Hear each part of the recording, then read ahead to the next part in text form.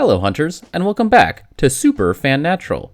Season 4 of Supernatural is notable for marking the first appearance of angels in the show. Well, I guess technically the Archangel Gabriel appeared in Season 2 and 3, but he was in disguise, and archangels are a bit different from non-archangels, so Season 4 premiere still stands as the introduction to the angels. Or does it? Way back in Season 1, we were introduced to the Reapers, a race of spiritual beings who serve death and who are responsible for ferrying the souls of the dead into the afterlife. For most of the series, Reapers are treated like a unique species of creature. However, this came into question during Season 9. For some reason, someone on the writing staff decided to establish that, actually, Reapers are angels. They always have been, and this is something that the main characters are aware of. Understandably, this little lore drop surprised and confused many fans, and ever since, people have questioned its legitimacy. Was this always the case? Was it ever true in the first place? In this video, I'll examine the link between Reapers and angels, and hopefully shed some light on their relationship. The first thing we should do is establish why this is even a question. I mean, the show just straight up said that Reapers are angels, so isn't that case closed? Well, maybe not. The one and only time that Reapers are explicitly referred to as angels came in the Season 9 episode, Stairway to Heaven. While talking to the Reaper Tessa, Dean says that she's, quote, okay, for an angel. Here's the deal. I like you, Tess. Okay, for an angel. But tell me, why are you doing this? That's it. Unless I'm forgetting a line later in the series, this one sentence is the only direct statement identifying Reapers as angels. It's also worth noting that the line came from Dean, and while not knocking his knowledge of the supernatural, he's not exactly an expert on all things angelic.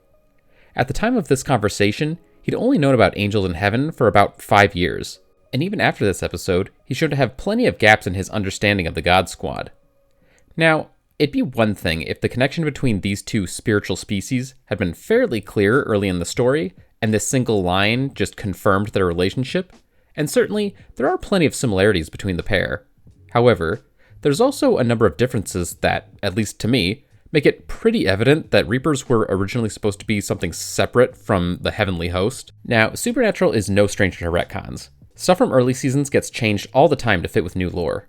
Thing is, as the series progressed past the 9th season, not only did the Angel-Reaper relationship go unaddressed, it kinda seems like the writers tried to muddy it a bit, as new information about Reapers worked to further differentiate them from the rest of Angeldom. I'll get more into that as it comes up, but hopefully you understand why I think it makes sense to doubt the claim of kinship.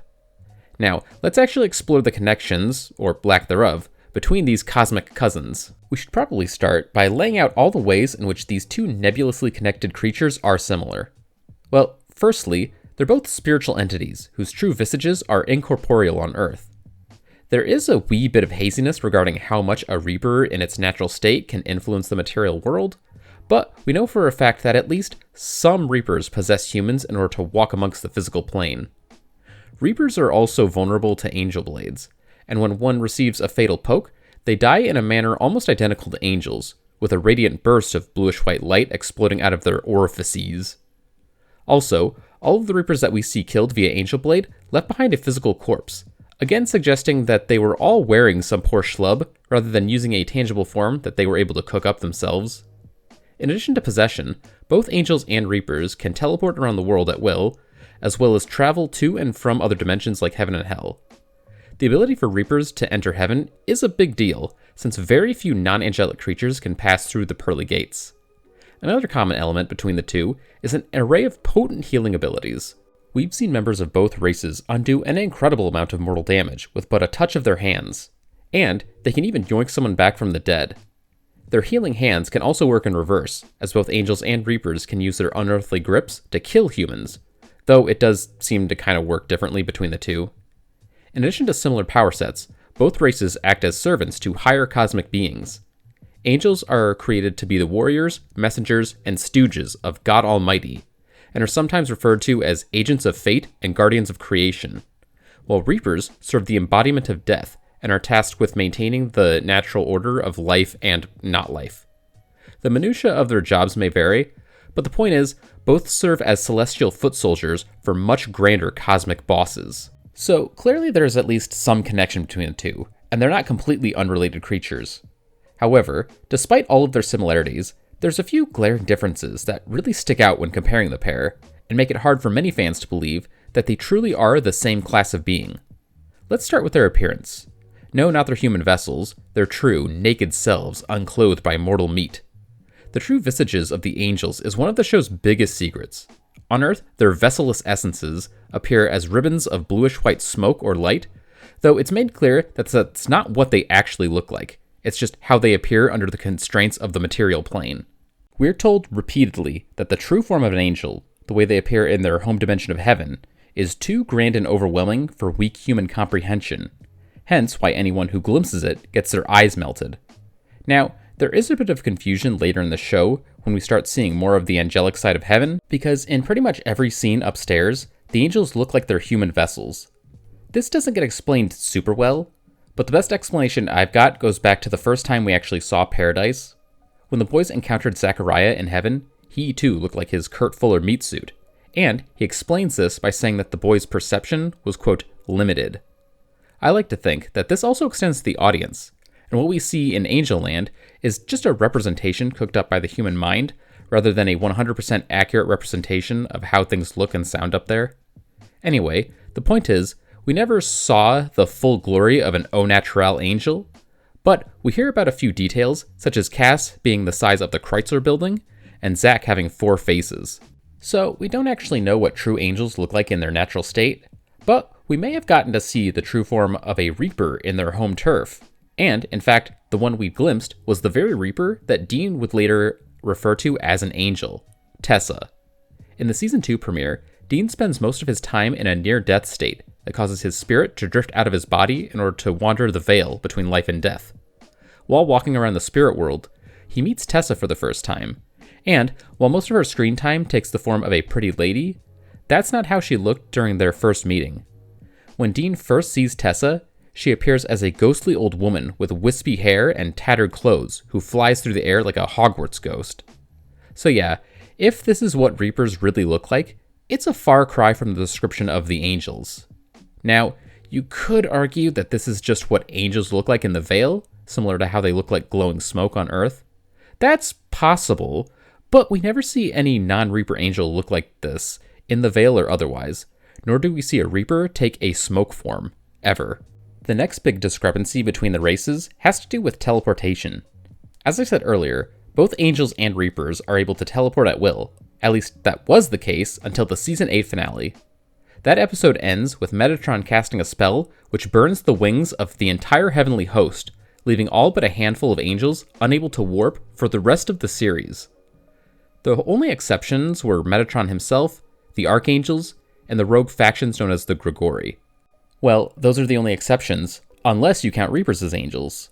Yeah, while it initially seemed like Metatron's ritual also grounded the Death Squad, it's eventually shown, multiple times, the Reapers retained their ability to teleport. The reason for this actually ties into a larger difference between the two. Reapers don't seem to have, nor have they ever had, angelic wings. These spiritual wings are one of the key features of an angel, that would grant them their warping powers and would identify them as full angels. Even after the fall, angels still had their wings, they were just burnt and mangled, but they'd still leave behind imprints after getting ganked. Not only do we never see a Reaper do the sick-ass wing shadow light show that we see from angels, we also never saw one leave behind wing prints upon their death, nor do we hear them use the iconic wing flap sound effect when they teleport. That, paired with their ability to apparate post-Season 8, and just really makes it seem like Reapers don't, and never have had, wings. And, that's a big deal. As I said earlier, wings are one of the most important markers of angeldom, kinda like gills on a fish, or retractable mouth on a goblin shark. If a class of angel doesn't have wings, are they even really angels?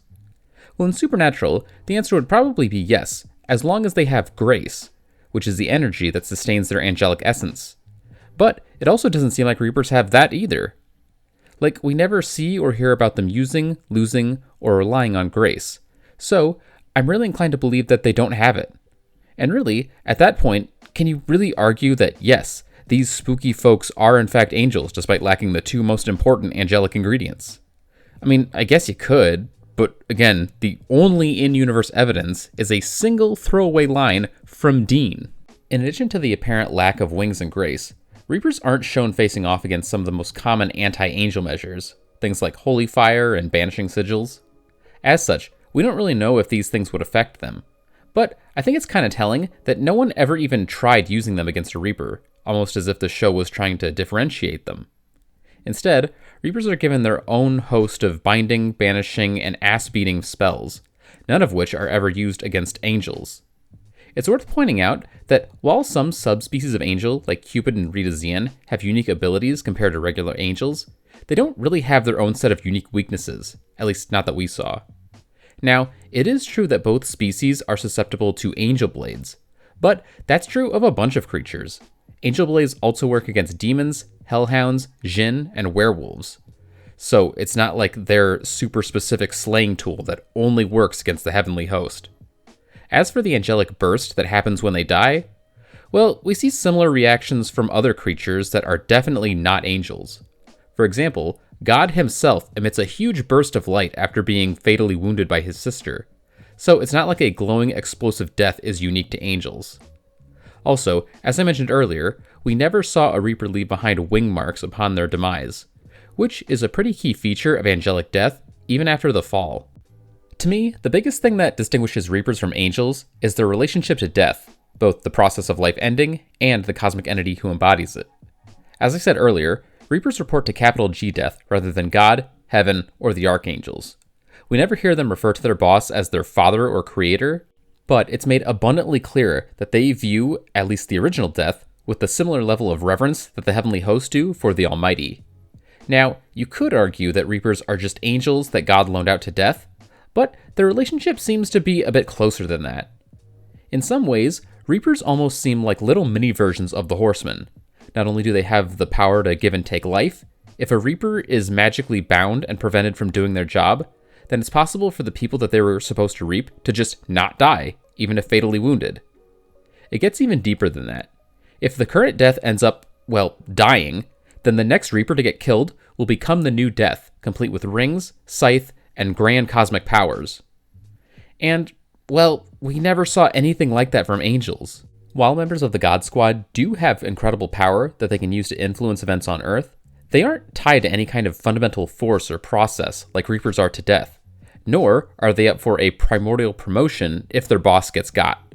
I mean, it is technically possible for an angel to replace God, but doing so would be the complete opposite of the natural process seen with Death and his minions. So all in all, I feel like there's plenty of evidence to suggest that, while Reapers and angels may be related in some way, they're ultimately not meant to be the same species. So, then what are Reapers, and why did Dean call Tess an angel?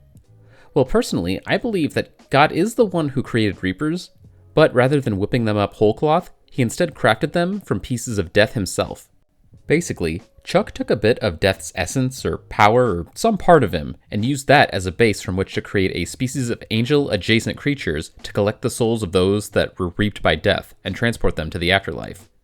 Now, I'll fully admit that, besides what I've already laid out in this video, I don't really have much evidence to help support this theory, but I think it would help explain why any random-ass Reaper can become the primordial embodiment of Death. At their core, they already kind of are Death. At least they share the same essence, so, under the proper circumstances, they just download the rest of his cosmic powers. At the same time, I don't believe that Death can just create a whole race of sentient beings from nothing. That kinda seems like something that only God can do. Basically, the reason why Reapers and Angels share a few traits is because God used a few of the same tricks or designs to create both races of cosmic minions. So, they could be considered something like cousin species. But, at their core, they are fundamentally different beings. Alright, so if you believe all of that, then we're left with only one question unanswered. Why the hell did Dean call Tess an angel? I mean, regardless of whether he's right or wrong, we never see or find out where he got the idea from, which is why the connection is so questionable. Well, it's possible that Cass told him, in which case I would just kind of have to accept it to be true, but honestly, I think it's more likely that he just picked up on some of the similarities that I listed earlier and came to the conclusion that, yeah, Reapers must just be another class of angel. It's also entirely possible that he was just being a bit cheeky. I mean, Tess was working with the angels, so maybe it was just Dean making a point that she was acting pretty indistinguishable from the fallen host. Whatever the case, I personally don't think that Reapers are actually angels, and hopefully, you now understand why, and maybe you even agree with me. But what do you guys think? Reapers as angels, Yay or nay? Let me know in the comments. Also, like and subscribe and do all the other stuff I usually don't explicitly ask you to do. I'll have more supernatural content for you soon, but for now, carry on